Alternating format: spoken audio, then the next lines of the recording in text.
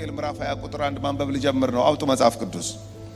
የዮሐንስ ወንጌል ምዕራፍ 20 ቁጥር 1 ከሳምንቱም በፊተኛው ቀን ምን ማለት ነው? ከሳምንቱም በፊተኛው ቀን እሁድ ጠዋት ማለት ነው። የሳምንቱ የፊተኛ ቀን ሰኞ አይደለ እንዴ? አሁን ነው በሰኞ የሆነው። የአይሁድ ሰንበት ቅዳሜ ነው። ስለዚህ ቅዳሜ ሰንበት አክብረው የመጀመሪያው ቀን እሁድ ተብሎ ነው የሚጀምረው። ስለዚህ የሳምንቱ የመጀመሪያ ቀን እሁድ ነው። ሊነጋ ነው። ኢየሱስ ሊነሳ ነው። ግን ስቲል ጨለማ ነበረ። መግደላዊት ማርያም ገና ጨለማ ሳለ ማለዳ ወደ መቃብር መጣች። ድንጋዩም ከመቃብሩ ተፈንቅሎ አየች። እየሮጠችም ወደ ስምዖን ጴጥሮስና ኢየሱስ ይወደው ወደ ነበረ ወደ ሌላው ደቀ መዝሙር ወደ ዮሐንስ ማለት ነው የዚህ ወንጌል ጸሐፊ ወደ እነርሱ መጣ። ጌታን ከመቃብር ወስደውታል፣ ወዴትም እንዳኖሩት አናውቅም አለቻቸው ይላል። ዮሐንስ እያለ ጴጥሮስ እያለ እንዴት ብላ ተነስታ መቃብሩ ጋር ሄደች? መልሱ መግደላዊት ማርያም ማናት ነው? ወደ ኋላ ሄዶ መመልከት ነው። መግደላዊት ማርያም 7 አጋንንት ኢየሱስ ያስወጣላት ሴት ናት። አንድ ሰው 7 አይደለም 1 አጋንንት እንኳን ሲለቀው ከባድ መለቀቅ ነው የሚለቀቀው።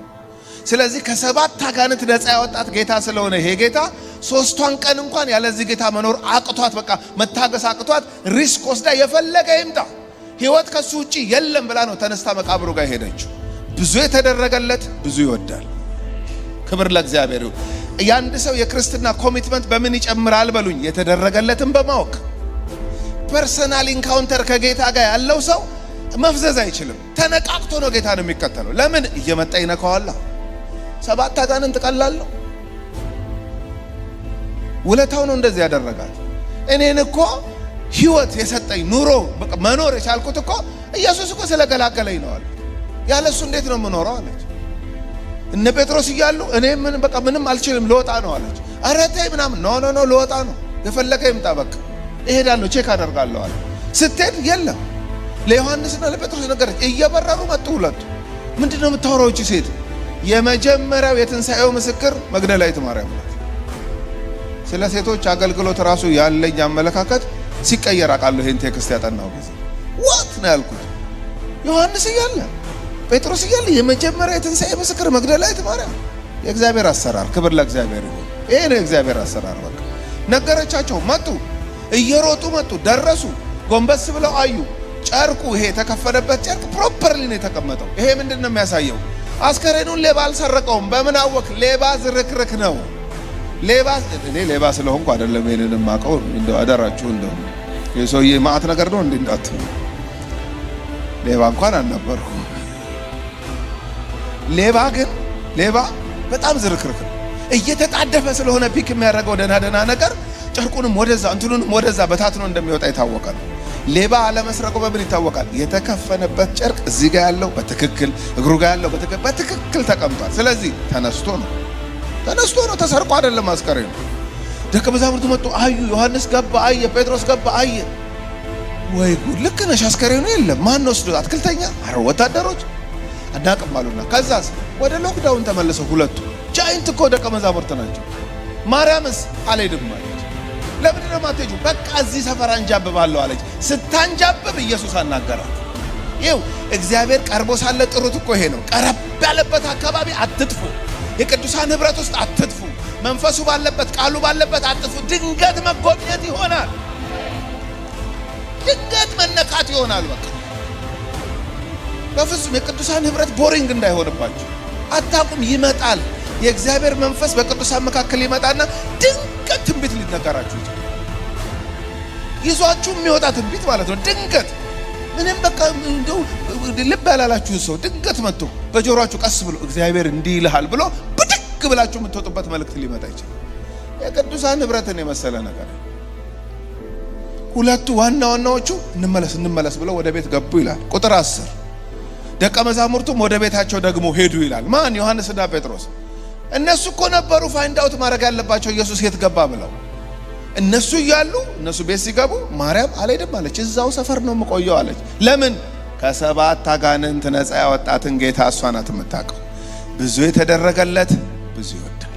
አንዳንድ ሰው እግዚአብሔርን ሲያመልክ ፎርምለስ ሆኖ በቃ ምን ልበለው ይሄ ፎርማሊቲውን ለመጠበቅ ሳይጨነቅ በቃ ነፃ ሆኖ ሲያመልክ ግዴላችሁ ብተውት እሱና ጌታ ናቸው የሚተዋወቁት። ከምን እንዳነሳው ያ ሰው ነው የሚያውቀው። ያቺ እህት ናት የምታውቀው። ማርያም ሲሏት አልሄድም አለች። አልሄድም። ባዶ እኮ ነው። የለም ይሁን እዚቹ አካባቢ አንጃብባለሁ አለች። አቀማት ታዲያ። ማርያም ግን እያለቀሰች ከመቃብሩ በስተውጭ ቆማ ነበር። ስታለቅስም ወደ መቃብር ዝቅ ብላ ተመለከተች። ሁለት መላእክትም ነጭ ልብስ ለብሰው የኢየሱስ ሥጋ ተኝቶበት በነበረው አንዱ በራስጌ ሌላውን በግርግቤ ተቀምጦ አየች። እነርሱም አንቺ ሴት ስለምን ታለቅሻለሽ አሏት። አየች። ክብር ለእግዚአብሔር ይሁን። መቆየት ጥቅሙ አያችሁ። እዛ ሰፈር ማንጃበቧ ነው ለዚህ ያበቃትችን ሴት። ታለቅሳለች፣ እንባዋን ታዘራለች። ጌታዬ ያላንተ እንዴት ነው የምኖረው? ይሄ 3 ቀን ራሱ እንዴት ከባድ ጭንቅ እንደሆነብኝ እኔ ነው የማውቀው ጌታዬ ትላለች። እዛ መጣ መላእክቱ።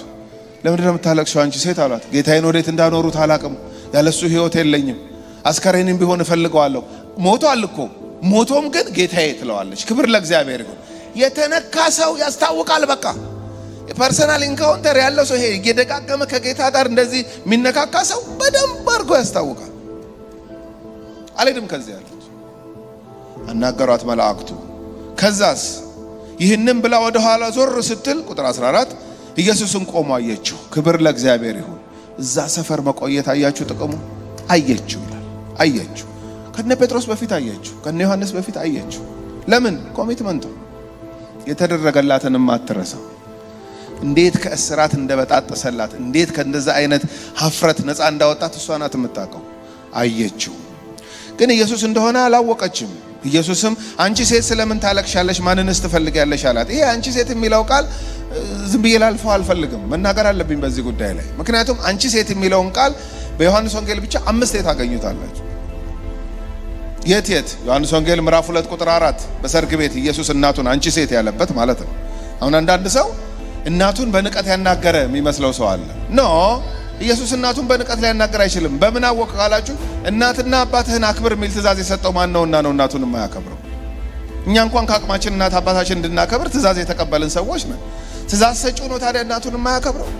ሊሆን አይችልም። ታዲያ ለምን አንቺ ሴት አላት? ኮመን ንግግር ነው ይሄ አንቺ ሴት ማለት በዛን ጊዜ። አሁን እኛ የተሰቃየ ነው አንቺ ሴት የሚለውን ቃል በእኛ ዘመን እየተረጎምን ነው። አሁን ባለቤቴ ስላለች ጥሩ ምሳሌ ነው ይሄ። አሁን ከዚህ ጨርሰን ኢትዮጵያ ገብተን አንቺ መኝታ ቤት ሆነሽ እኔ ሳሎን ቤት ሆኜ አንቺ ሴት ብልሽ ቀጥሎ እወድሻለሁ የሚል ይመስልሻል? የሚቀጥለው ቃል ነገር አትፈልጊኝ። በቃ አንቺ ሴት ከተባለ የሚቀጥለው ነገር እንደሆነ ይታወቃል። ይሄ በእኛ ዘመን ነው። ይሄ የእኛ ዘመን ትርጉም ነው። በዚህ በዮሐንስ ወንጌል ላይ የተቀመጠውን ስትመለከቱ ኢየሱስ አንቺ ሴት ሲል ዩ ውመን በቃ ምንም ኔጌቲቭ እንትን የለውም ውስጡ። ዮሐንስ ወንጌል ምዕራፍ 4 ቁጥር 21 ሳምራዊቷን ሴት አንቺ ሴት ነው ያላት ኢየሱስ። ዮሐንስ ወንጌል ምዕራፍ 8 ቁጥር 10 በማመንዘር የተከሰሰችውን ሴት አንቺ ሴት ከሳሾችሽ ወዴት አሉ? አሁን መላእክቱ መግደላዊት ማርያምን አንቺ ሴት፣ ኢየሱስ መግደላዊት አንቺ ሴት። አንቺ ሴት የአክብሮት ንግግር እንጂ የንቀት ንግግር አልነበረም ጭራሽ። እዚህ ማርያምን መላእክቱም ኢየሱስም አንቺ ሴት ብሎ ነው የጠየቃት። እና አደራችሁ ሰርግ ቤት ተገኝቶ እናቱን አንቺ ሴት ሲል ሚስትሪት አረጋት ምናምን የሚል ሚኒንግ በጭራሽ የለውም። ሆል መጽሐፍ ቅዱስ ራሱ አይደግፈውም እንደዚህ አይነቱን ኢንተርፕሪቴሽን እና ድምዳሜ። በፍጹም እንደዛ አይደለም የተናገረው። በአክብሮት ነው እናቱን ያናገረው ኢየሱስ። ግን ለምንድን ነው ኢንቮልቭ የምታደርገኝ ግን ብሏታል። ለምን? የትኛውንም ነገር ሳረግ እኔ ከአባቴ ጋር ተማክሬ እንጂ ከእናቴ ጋር ተማክሬ አይደለም። ይሄን በምን አወቅ? ጌተሰማኒ ተንበርክኮ ሲጸልይ እናት ሆይ ነው ያለው? አባት ሆይ ነው ያለው። ለምን? ከአባቱ ፈቃድ ለማድረግ ነው የመጣው። ኢንቮልቭ አታርገኝ እዚህ ውስጥ። ማደርገውን ነገር ሁሉ ሳደርግ ከአባቴ ጋር ተነጋግሬ ነው ማደርገው ነው ያለው።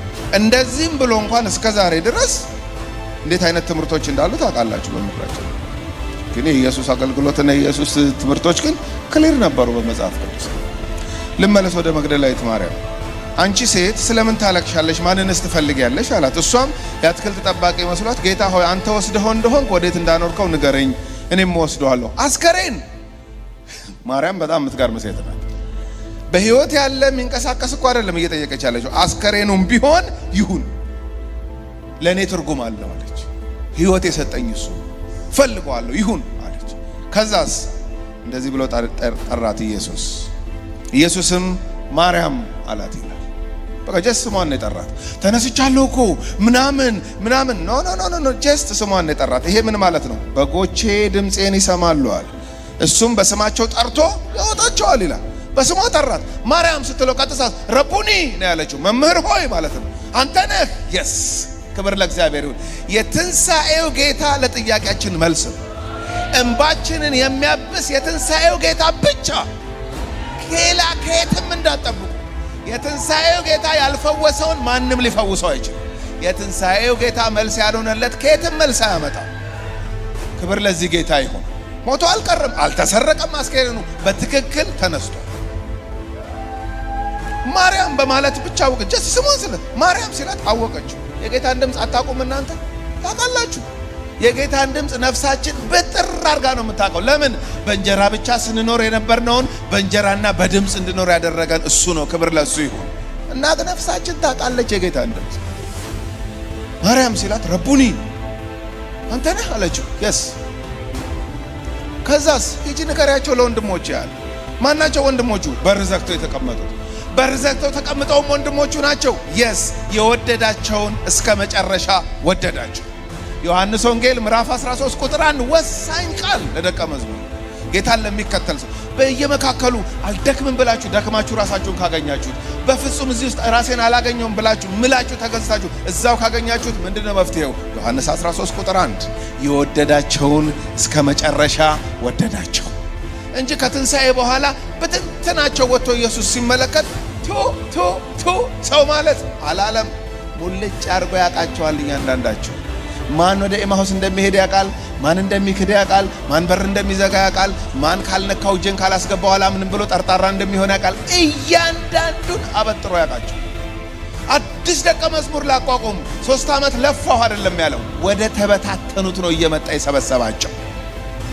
እሱ ጌታ የኔና የናንተ ጌታ። ክብር ለሱ ይሁን። ብንደክም ይመጣል ጌታ። ተስፋ ብንቆርጥ ይመጣል ጌታ። ጠብቁት ይመጣል። እጅና ለወንድሞቼ ንገራቸው። እስቲል ወንድሞቹ ናቸው። የስ በር ዘግተውም የጌታ ወንድሞች ናቸው። ተስፋ ቆርጠውም የጌታ ወንድሞች ናቸው። ለምን? የወደዳቸውን 3 ቀን አይደለም፣ የወደዳቸውን 1 ወር አይደለም፣ የወደዳቸውን 1 ዓመት አይደለም፣ የወደዳቸውን እስከ መጨረሻ ወደዳቸው። ክብር ለጌታ ይሁን።